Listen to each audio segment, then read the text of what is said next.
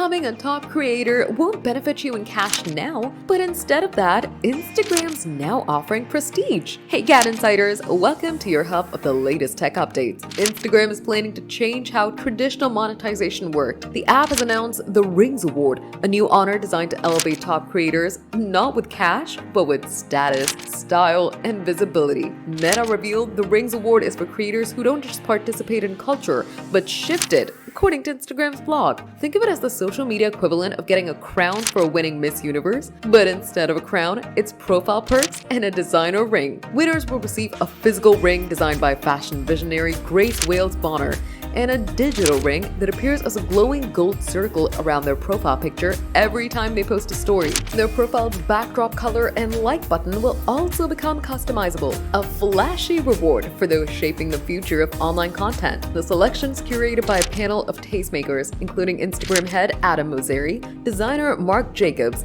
actress Yara Shahidi, and tech YouTuber Marques Brownlee, who says it's all about recognition. But there's a catch. Unlike TikTok and YouTube, which hands out billions in actual payouts, Instagram ended its Reels Play bonus in 2023.